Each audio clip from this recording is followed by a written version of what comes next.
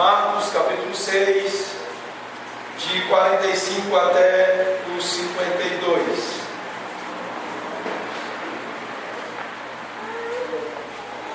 Diz assim a palavra do nosso Deus: logo a seguir, compeliu Jesus os seus discípulos a embarcar e passar adiante para o outro lado, a Betsaida, enquanto ele despedia a multidão.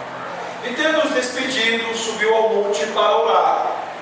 Ao cair da tarde, estava o barco no meio do mar, e ele sozinho em terra, e vendo-os em dificuldade a remar, porque o vento lhes era contrário, por volta da quarta vigília da noite, veio ter com eles, andando por sobre o mar, e queria tomar-lhes a dianteira. Eles, porém, vendo-o andar sobre o mar, pensaram que tratasse de um fantasma e gritaram, pois todos ficaram aterrados à vista dele. Mas logo lhes falou e disse: tende bom ânimo, sou eu, não temais. E subiu para o barco para estar com eles, e o vento cessou. Ficaram entre si atônitos, porque não haviam compreendido o milagre dos pães. Antes, o seu coração estava endurecido. Vamos orar, vamos falar com o nosso Deus. Pai querido, Senhor nosso Deus, nós exaltamos o Teu nome, te bendizemos. Nós nos alegramos, ó Deus, porque estamos na Tua presença, ó Pai. Porque, ó Deus, o Senhor tem nos agraciado com o privilégio de sermos parte do Teu povo e de tomarmos parte de ajuntamento, de celebração tão bendita, tão gloriosa. Este culto público, o ajuntamento do Teu povo para cantar-te louvores, para exaltar o Teu nome, para se alegrar em quem Tu és, nas Tuas perfeições, para fazer orações a Ti, confiando nossos corações, nossas vidas, tudo que nós somos a Ti.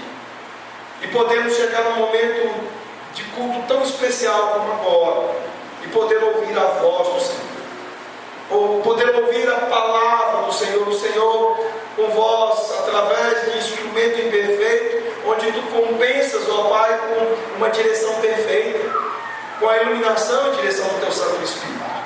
E é nela que nós confiamos neste momento, clamando, suplicando ao Senhor que o que seja dito, tão somente seja dito correspondendo à Tua palavra, que Teu Santo Espírito nos dirija, nos garantindo isso. Do mesmo modo, Pai, nós queremos que o Teu Santo Espírito nos confira sinceridade aos nossos ouvidos, aos nossos corações, para que nós possamos ouvir a palavra do Senhor com prontidão, para que Teus filhos e filhas nesta noite possam ouvir o que o Senhor tem a dizer-lhes, para sair daqui não como entraram, mas para sair daqui com suas vidas aquecidas, com os seus corações tomados de paixão pela glória do nosso Senhor, com corações mudados, com disposições mudadas, com desejo e a vontade de sair daqui para viver vidas que agradem o Teu nome, que glorifiquem o Teu nome. É o que nós te pedimos no nome de Jesus. Amém. Meus irmãos, nós continuamos em Marcos. Faremos isso ainda por longos domingos, por muitos domingos, ano de 2016 até. Nós agora estamos na parte final do capítulo 6. No próximo domingo nós estaremos concluindo o capítulo 6 e depois entrando pelo capítulo 7 e livro adentro. E hoje nós vamos, mais uma vez, olhar para um texto que nos expõe um momento de tempestade, um momento de dificuldade. Lá atrás, um pouquinho atrás, nós vimos Jesus e seus discípulos envolvidos numa terrível tempestade. Naquele momento Jesus dormia. E nós vimos algumas coisas sendo ensinadas para nós ali, a respeito do fato de que muitas vezes o Senhor lançará sobre as nossas vidas tempestades, dificuldades, para que tenhamos as chamadas panelas de pressão de Deus, ou o lugar da mudança das nossas vidas, onde Deus nos muda, nos conformando à imagem e semelhança dele próprio, do seu Filho, para sermos como Ele quer que sejamos. Agora, nós temos uma outra tempestade aqui. Agora, Jesus já não está dentro do barco. Ele está fora. Está fazendo uma coisa fora. Enquanto os discípulos estão ali sofrendo, sozinhos dentro da panela de pressão, dentro desta embarcação tomada por essa tempestade.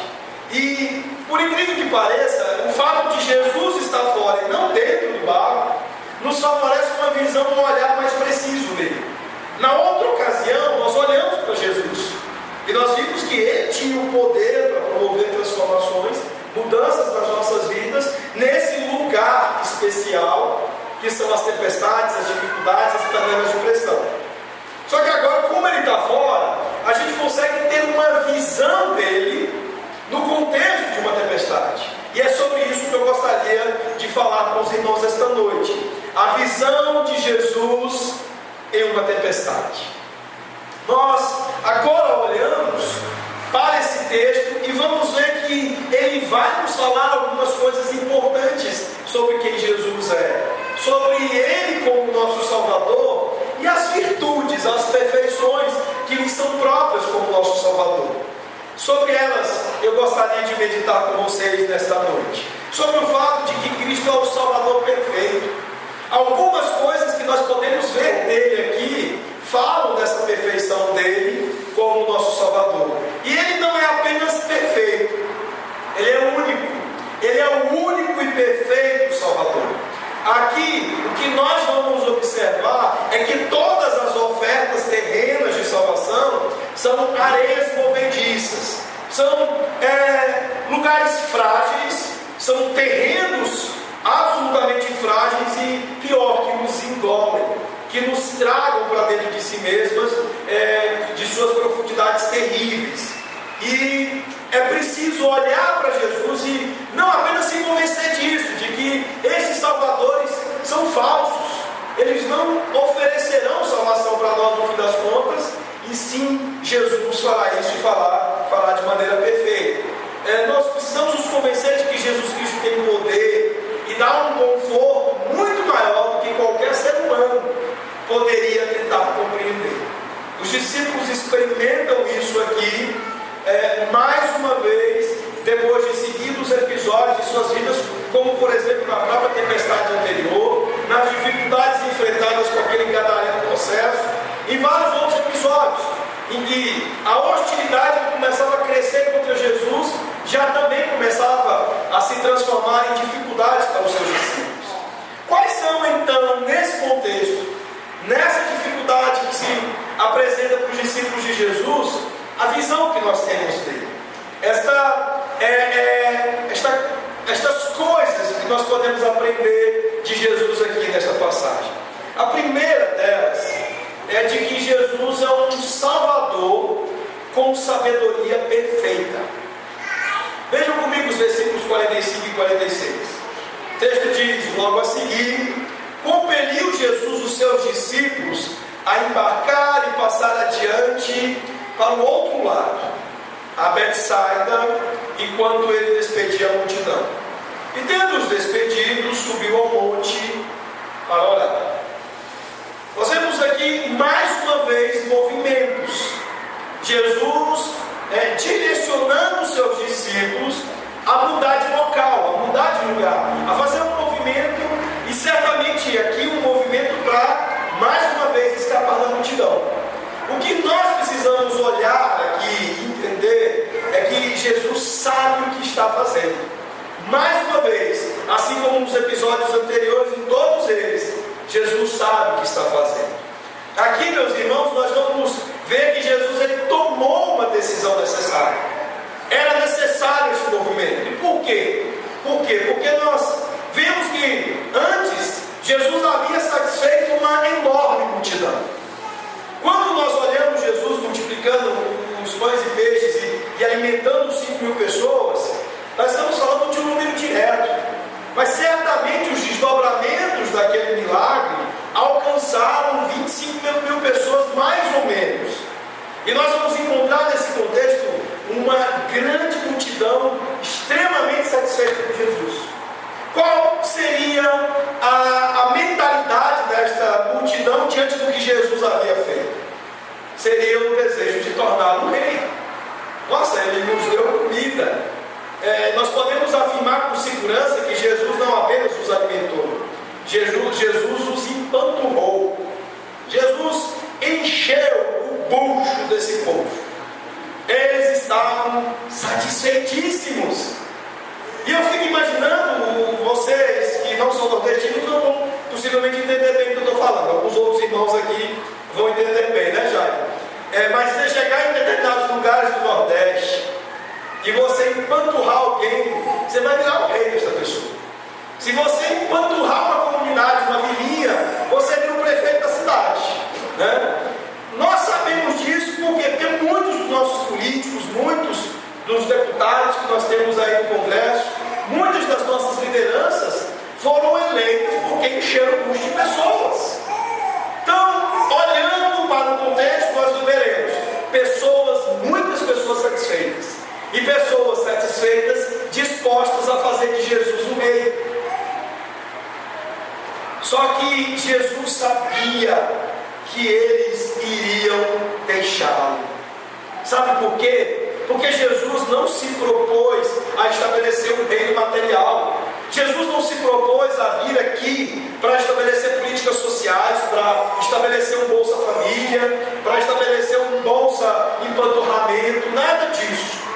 Jesus veio para oferecer, para nos propor um reino espiritual. Ele mesmo disse que o reino dos céus não é comida e bebida. O reino dos céus não é uma proposta política, uma proposta social, uma proposta econômica. O reino dos céus é a plataforma do Deus dos céus, de constituir um povo para si, um povo de natureza celestial, um povo que é nova criação, um povo que se refaz no Espírito para uma vida nova. E quando Jesus começasse a expor para aqueles empanturrados ali de pão e peixe esta plataforma real, esta multidão certamente iria deixar. Eles não queriam isso. Eles queriam satisfazer seu ventre, seu bucho, mas não queriam o que Jesus estava ali para lhes propor, para propor àqueles que de fato tinham interesse nele. Portanto, Jesus ele vai lá e coloca os discípulos no barco. Ele toma uma decisão necessária. Ele sabia que seria perda de tempo em primeiro lugar.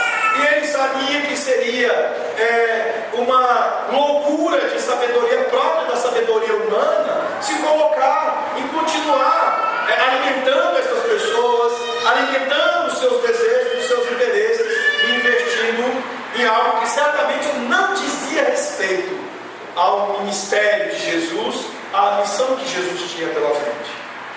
Lá no início, quando nós começamos a expor o livro de Marcos, nós explicamos para os irmãos que Marcos, diferentemente dos outros evangelistas, ele focou-se mais em expor Jesus no exercício da sua missão.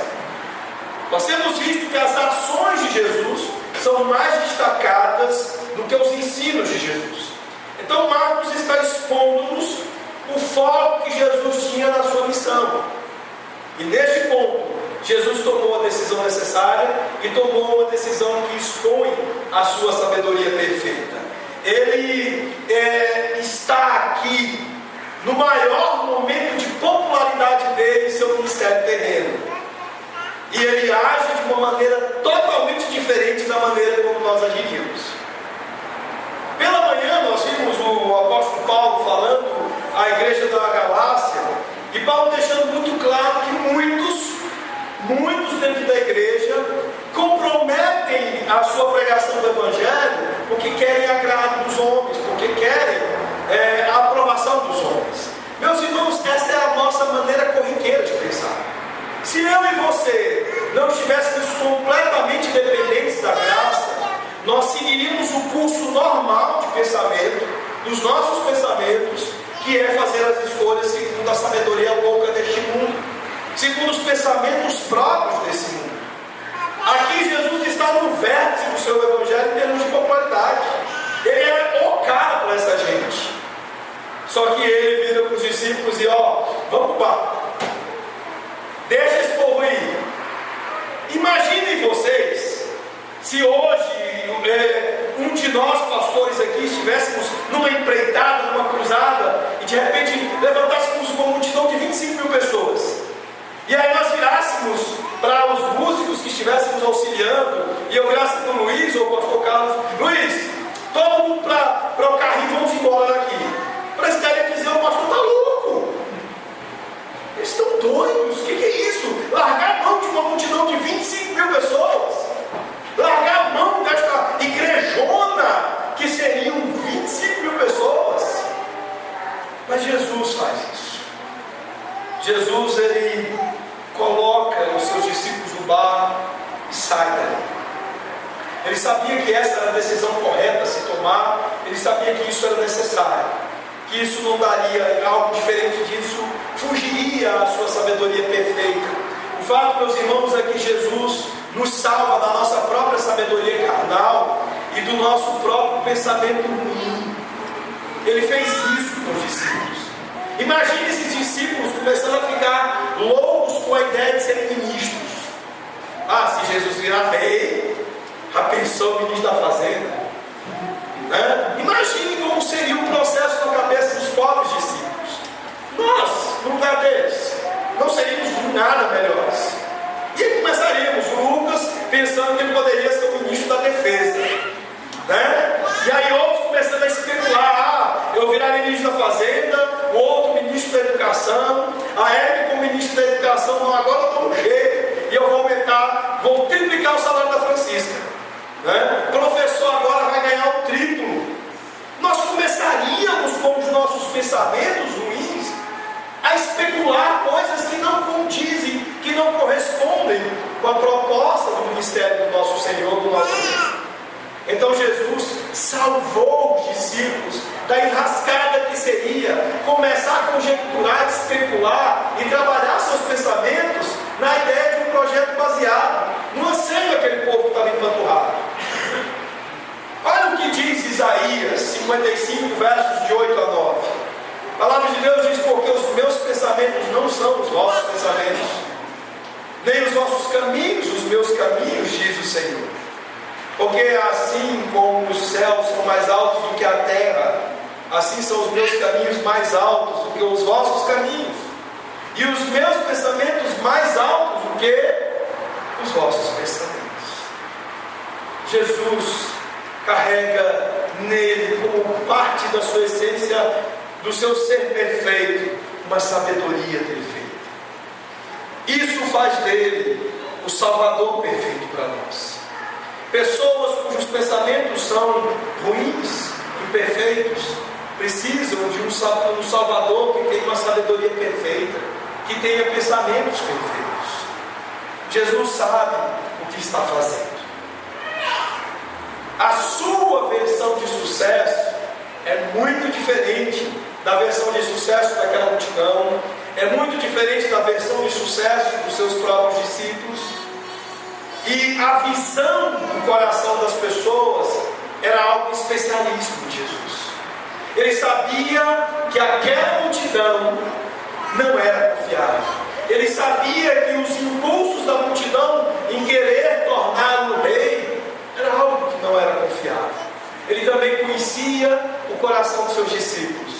E ele sabia que facilmente eles perderiam o foco da missão, eles perderiam a compreensão do Evangelho e precisavam ser afastados da sedução que havia, que existia nessa proposta de ele se tornar rei.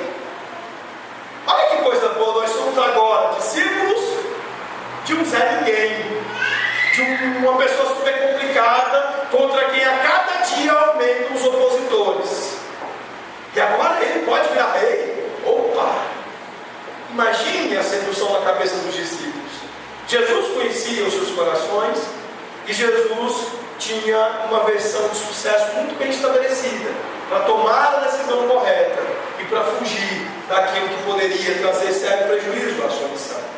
Mas há uma outra coisa muito interessante a respeito da visão que temos do Salvador aqui. A segunda coisa é: Jesus é um Salvador com conhecimento perfeito. As informações de que ele dispõe de maneira perfeita. Vejam comigo, ele não apenas sabia o que estava fazendo, ele sabia o que estava se passando. Jesus tinha controle informativo perfeito a respeito de tudo que sucedia em volta dele. Normalmente, meus irmãos, nós tendemos a ficar muito confusos quando a gente está junto de muita gente, né? Eu fico zuretinho das ideias em lugares muito cheios, né? Sou meio que pilhado em situações e lugares com muitas pessoas. Eu vou tender a falar mais rápido e a falar mais alto. Eu já falo muito alto, vocês, né, não precisam ser informados disso, mas o fato é que aumenta o número de gente em torno de mim e eu vou ficar um pouco confuso com relação às informações. Muitos de nós são assim. A maioria de nós tem uma dificuldade de ter um alcance informativo num contexto mais amplo. Você, por exemplo, conseguir entender o que está acontecendo à sua volta, no momento em que você conversa com uma pessoa aqui e coisas estão acontecendo à sua volta, né? Uma certa ocasião, algo me chamou muito a atenção sobre essa questão de ter um conhecimento aprimorado, ter informações com uma capacidade de bom uso. Conta-se, os jornalistas informam, os jornalistas que acompanharam os tsunamis na Ásia, salvo engano, foi em 2007 ou 2008, que diz que uma meninazinha alemã, ela percebeu que a água estava se afastando da margem da praia e lembrou-se da sua aula lá na escola sobre a formação de tsunamis de grandes ondas. Então, ao ver aquele afastamento das águas, ela correu imediatamente, informou os seus pais, os amigos, as pessoas que estavam próximas, e eles conseguiram escapar do tsunami, conseguiram fugir e se salvar. Ela soube, numa situação muito rápida, ela soube usar conhecimento e informação. Nem sempre é assim. Eu, por exemplo, sou extremamente passado. Eu seria engolido pelo tsunami, porque eu certamente nem me lembraria que estudei coisa parecida na escola, né? E saberia com facilidade aplicar isso. A maioria de nós tem mentes muito voltadas a uma seletividade de aplicação das informações. Normalmente, quem é advogado está o tempo todo pensando juridicamente. Quem é médico, o tempo todo pensando de maneira médica, né, biológica. E assim vai. Matemáticos fazem conta o tempo todo, né? Físicos saem por aí traçando, né, diagonais e retas e tudo mais, e figuras geométricas, enfim. Jesus é aquele que tem esses usos perfeitos. Ele tem o conhecimento perfeito, que faz uso perfeito da informação e sabe estar ligado com tudo o que acontece à sua volta. Vejam comigo os versos 47 e 48. Ao cair da tarde, estava o barco no meio do mar e ele sozinho em terra. E vendo-os em dificuldade a remar, porque o vento lhes era contrário. Jesus ele já estava bem ligado na multidão, tanto que tomou a decisão correta. Tinha uma leitura correta, perfeita de tudo que acontecia ali. Agora ele está no momento em que ele está ali orando, ele está em terra, sozinho, mas ele tem mais compreensão e consegue perceber melhor o que está acontecendo com os discípulos do que eles próprios. Jesus era ligado, atento, e fazia isso de modo perfeito. Esse é o nosso Salvador. É dele que você precisa. Meus irmãos, eles não sabiam onde eles estavam, os discípulos, mas Jesus sabia. Eles estavam perdidos. Se nós formos analisar o texto e recorrer ao versículo 14, volte comigo lá no verso 14 do seu texto. O verso 14 diz que eles tinham remado cerca de 3 ou 4 milhas. O lugar para onde eles precisavam ir, de Betsaida, de Cafarnaum até Betsaida, estava pela costa 2 milhas. E eles haviam remado cerca de 3 ou 4 milhas. Eles estavam então perdidos e fora do curso. Fala-se que o mar da Galileia tem em torno de 13 milhas. Nós estamos falando aqui de distâncias pequenas, obviamente. 1 milha são 1.600 quilômetros. E nós estamos falando de 2 milhas em torno de 3,5 km, vamos arredondar. E eles haviam percorrido algo em torno de 3 milhas a 4 milhas, isso seria em torno de 4,5 km a 5 km, a quase 6 km. Ou seja, eles haviam saído muito do curso. Eles estavam perdidos, eles não sabiam onde estavam. Mas Jesus estava ligado na situação deles. Jesus estava bem informado e bem consciente do que eles estavam passando. E uma coisa interessante, diante destas informações todas, desde lá a multidão até agora esse momento dos discípulos, é o que Jesus fazia em meio a tudo isso. O texto diz, em primeiro lugar, no verso 46, que Jesus ora para o seu povo. Jesus estava orando pelo povo, ou seja, totalmente ligado às informações que tinha, agindo em relação a elas. E no segundo momento, no verso 48, mostra-nos que ele está plenamente consciente da dor do seu povo, dos problemas relacionados ao seu povo.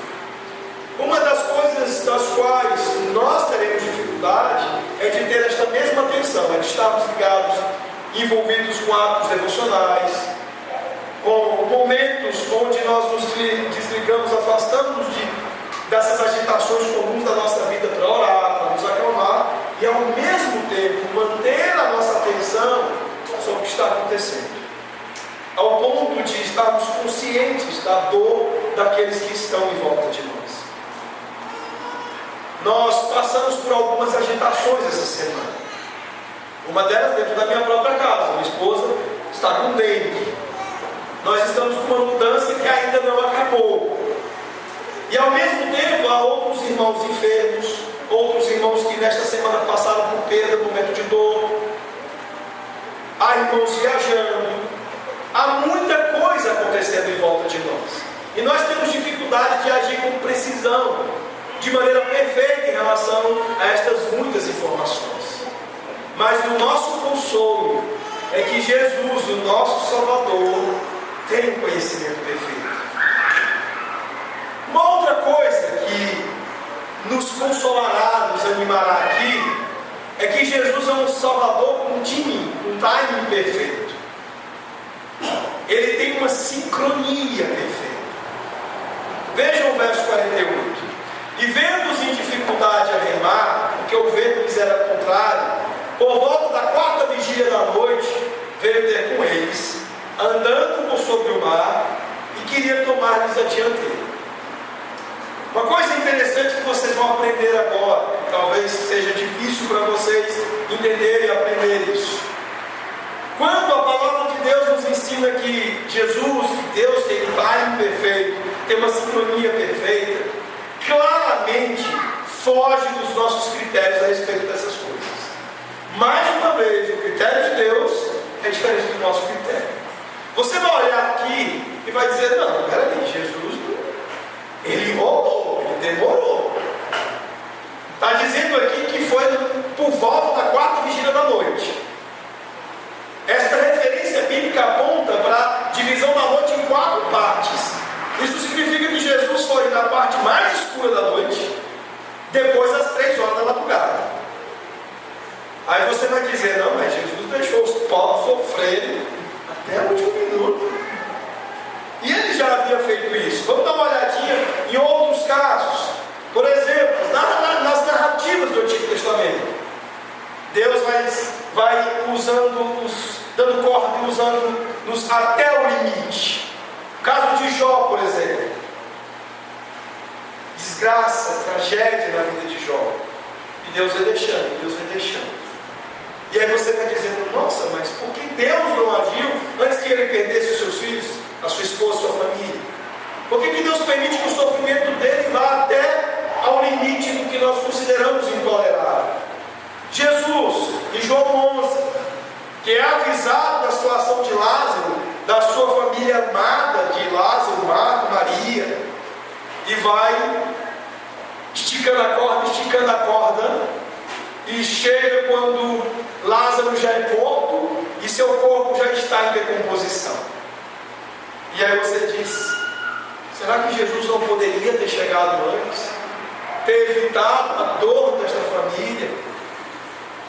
Mas é precisamente isso que Jesus faz. Entrega-os à panela de pressão, à dor, e os consola, para fazê-los provar o verdadeiro entendimento daquilo que Ele vai fazer por nós, que não é apenas resolver os nossos problemas aqui, mas dar-nos a vitória sobre a morte, trazendo-nos a ressurreição. Jesus também, quando vai lidar com a filha de Jairo, está ainda a multidão oprimindo e espremendo, e ele para na porta da casa da filha de Jairo, da casa da família de Jairo. Está lá a menina morta, há uma pressa danada em relação a isso, e Jesus ainda para curar uma mulher que sofria de hemorragia há muito tempo, há muitos anos, há 12 anos, contrariando a nossa ideia de timing, de sincronia. Nós somos o povo da pressa, não é isso? As nossas médicas aqui são aquelas que estão acostumadas com a ideia do PS, de pronto-socorro. E nós temos pressa, e muita pressa. E achamos que as coisas de fato só seriam perfeitas e razoáveis, aceitáveis, se fossem feitas no nosso tempo. Mas o que nós estamos aprendendo aqui é que Deus não trabalha com a nossa agenda. O nosso tempo não é o que ajusta e o que regula a perfeição do timing, da sincronia de Jesus. Ele é um Salvador perfeito, com um timing perfeito, mas Ele faz isso com sabedoria perfeita dentro de um tempo perfeito. Jesus sabe qual o tempo ideal, adequado, o melhor tempo para fazer as coisas que Ele precisa fazer. E nós precisamos entender isso. Entender que nós iremos nos angustiar profundamente, fragilizar nossa fé, perder a nossa confiança no Salvador, quando acharmos que nós regulamos o seu tempo, quando acharmos que nós estabelecemos a sua agenda.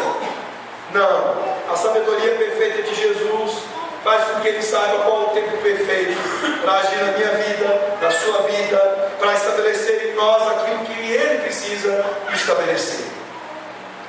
Quarto lugar, Jesus é um Salvador com energia perfeita. Vejam comigo ainda no verso 48. E vendo-os em dificuldade a remar, porque o vento lhes era contrário, por volta da quarta vigília da noite, veio ter com eles.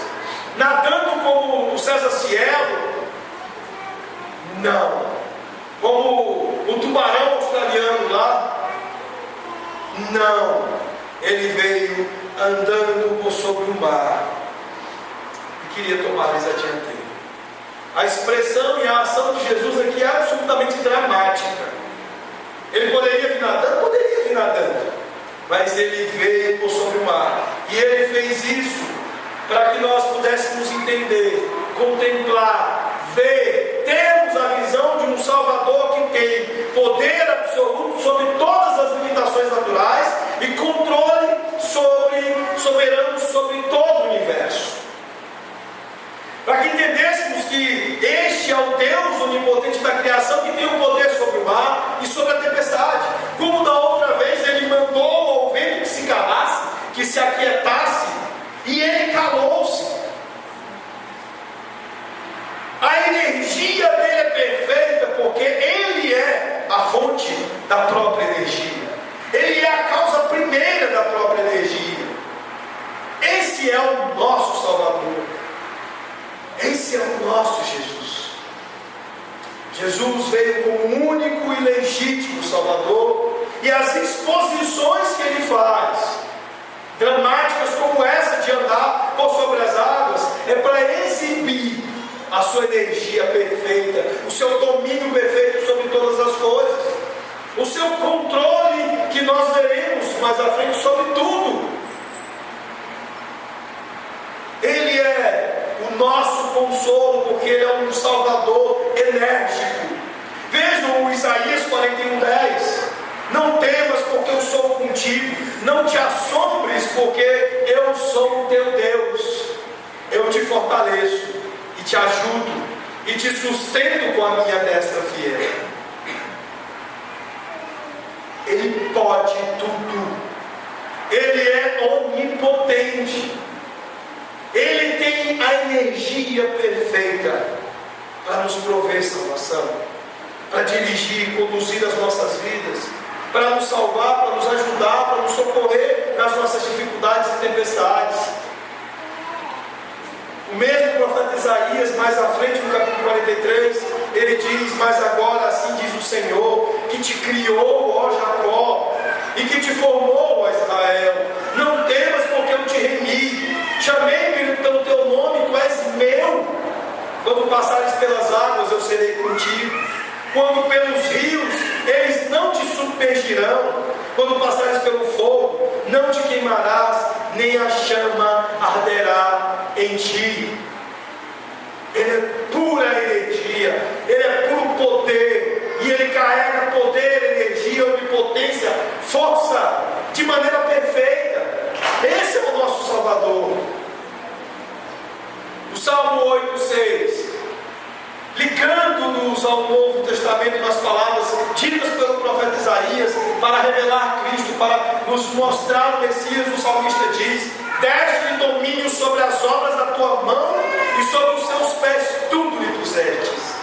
Esse é aquele que diz para o vento: cala-te, e ele cala. E este é aquele que anda por sobre as águas, porque as águas são feituras das suas mãos. Esse é o nosso Salvador. Esse é o único e legítimo Salvador. Efésios capítulo 1, verso 20 a 23, o qual exerceu ele em Cristo, ressuscitando dentre os mortos e fazendo sentar à sua direita nos lugares celestiais, acima de todo principado e potestade, e poder, e domínio, e de todo nome que se possa referir, não só no presente século, mas também no vindouro, e pôs todas as coisas debaixo dos pés, e para ser o cabeça sobre todas as coisas, o deu à igreja, a qual é o seu corpo, a plenitude daquele que a tudo enche em todas as coisas. E esse Senhor de tantas perfeições, e esse Salvador de tantas perfeições, também é um Salvador com a paz perfeita. Versículos 49 e 50. Eles, porém, vendo andar sobre o mar, pensaram tratar-se de um fantasma e gritaram, pois todos ficaram aterrados à vista dele. Mas logo lhes falou e disse: tende bom ânimo, sou eu, não temais. Jesus nos dá paz. Quando vacilamos e temos falta de paz, eles olham para o Todo-Poderoso, para esse Deus enérgico de modo perfeito, andando sobre as águas por ele criadas, e acham que é um fantasma. E eles temem, e eles se apavoram. E Jesus, diante da falta de fé, da vacilação deles, ele diz: tende bom ânimo, sou eu, não temais. Isaías capítulo 26, verso 3, a palavra de Deus diz: tu, Senhor, conservarás em perfeita paz aquele cujo propósito é firme, porque ele confia em ti. E o próprio Senhor Jesus, em João 14, 27, ele diz: deixo-vos a paz, a minha paz vos dou. Não vou lá dou como a dá o mundo. Não se turbe o vosso coração, nem se atemorize. Jesus nos dá uma paz perfeita. Ele é o Salvador da perfeita paz que entrega ao seu povo. Finalmente, nós olhamos para o texto, verso 51, e o que nós vemos aqui é que Jesus é um Salvador com controle perfeito. Tantas perfeições, sabedoria perfeita, conhecimento perfeito, timing perfeito, energia perfeita, paz perfeita, certamente se evidenciaria, se revelaria num controle perfeito de todas as coisas. O verso 51 diz: e subiu para o barco para estar com eles, e o vento cessou. Ficaram entre si atônitos, agora completamente maravilhados, perplexos com o poder e a grandeza desse Salvador. Não há lugar mais seguro do que estar no barco com Jesus. E eles estavam aprendendo essa lição aqui. Nada nos trará segurança, paz. Nada a não ser estar com Jesus. Eles nunca chegam a um ponto em que eles estivessem entediados com os milagres de Jesus. Porque as tempestades eram tão reais quanto era fraca a fé destes discípulos. Aí você pode ser tentado a pensar: nossa, mas éramos maneiros, né, pastor? Nós não estamos em vantagem em relação a eles. Os discípulos de fato haviam falhado em compreender muitas coisas. Eles não haviam ainda compreendido com precisão a natureza divina de Jesus. Eles ainda não haviam compreendido, por exemplo, a sua soberania sobre todas as coisas. A fé destes discípulos era como a fé de crianças. E nós não devemos ser orgulhosos e atrevidos ao ponto de nos julgarmos e acharmos que a nossa fé é madura e estarmos seguros de que não sejamos também como crianças, cuja fé precisa crescer, cuja fé precisa ser alimentada pela beleza, pela glória, pela confiança em um Salvador glorioso como esse. Meus irmãos, o Evangelho e a revelação que ele nos faz de Jesus nunca será satisfatório para mim e para você. C.J. Mahaney disse que há uma coisa gloriosa, uma beleza grandiosa sobre o Evangelho. O fato de que nós nunca poderemos esgotar as suas profundidades. Nós nunca sabemos o suficiente sobre o Evangelho. Nós nunca teremos um conhecimento satisfatório e suficiente sobre Jesus. Nós sempre vamos precisar de mais. Nós somos chamados pela palavra de Deus a sempre desejar e a buscar mais, a olhar até a visão do nosso Redentor, até a visão do nosso Salvador, cada vez mais jogadas às profundidades. É você poder olhar e cada vez mais perceber e com clareza ver que Jesus é o nosso Salvador e um Salvador que tem uma sabedoria perfeita. Portanto, quando você estiver tentado e sendo conduzido a momentos de desobediência, de rebelião, lembre-se disso. Ele sabe o que está fazendo, você não. Não duvide dos seus conselhos. Não vacile em olhar e entender a perfeição da sabedoria do nosso Senhor e ser levado à obediência dele. Quando você achar que ele não sabe direito o que você está passando, ao ponto de que você confia mais no psicólogo, mais no amigo, mais nas suas próprias habilidades e conhecimento, nas suas próprias informações, do que nos conselhos dele, lembre-se que ele tem o conhecimento perfeito. Quando você achar que Jesus está atrasadíssimo na sua vida, que ele não fez ainda, já deveria ter feito há muito tempo, lembre-se que o timing dele é perfeito, a sincronia dele é perfeita. Lembre-se disso, olhe para a Escritura, alimente a sua fé da perfeição do timing de Jesus. E quando você achar que ele não é dramático o suficiente, na maneira como entra na sua vida, andando sobre as águas do seu coração, lembre-se que o ato mais dramático que nós podíamos imaginar, o maior drama passível de ser executado sobre a face da terra, aconteceu lá no Monte Calvário. Ele morreu por você. Ele deu a vida dele no teu lugar. Olhe para isso, contemple isso, lembre-se disso. Esse é o nosso Salvador.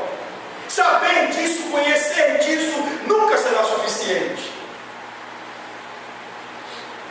E lembre-se que toda a paz que você precisa. Só Ele é capaz de dar. Você só vai provar da paz, perfeita paz, vinda das mãos do Salvador, de nenhum outro lugar. Ninguém vai conferir paz ao seu coração senão Ele. Circunstâncias não te darão paz, dinheiro não te dará paz, formação, conhecimento, estudo não vai te dar paz. Ter cerca elétrica em casa, morar em condomínios os mais seguros de Aguascalientes, ir para o Alphaville, ir para verdadeiras fortalezas, não vai trazer paz ao seu coração. Jesus vai trazer. Verso 52 diz que porque não haviam compreendido o milagre dos pães, antes o seu coração estava endurecido. A ignorância, a dificuldade de entendimento dos discípulos fizeram com que seus corações estivessem duros para terem a visão do Redentor que estava diante deles e ver essas perfeições que lhes estavam sendo expostas aos olhos. Por isso eles estavam atônitos ao invés de maravilhados. Por isso eles temeram, achando que Jesus era um fantasma. Mas você vai fazer o mesmo, se não compreender o Evangelho.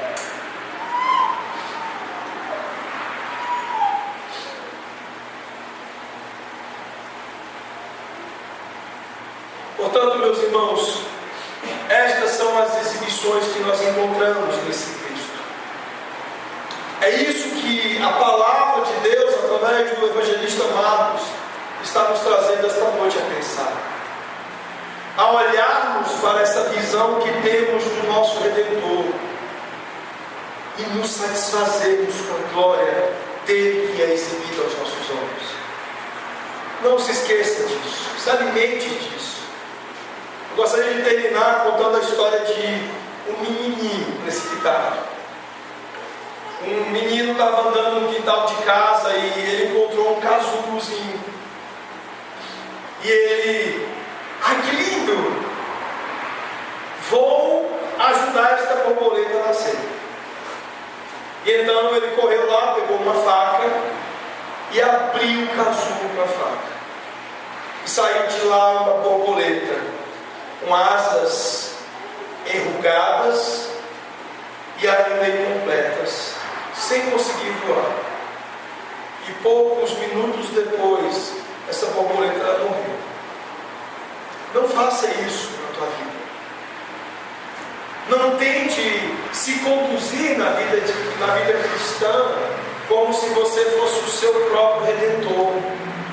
Não tente agir como se você tivesse o ajuste correto da decisão correta que você precisa tomar, que você tenha as melhores informações, que você tenha o tempo adequado em que estas coisas precisam acontecer, que você tenha noção da paz que necessita e que você seja capaz de ter controle sobre as coisas.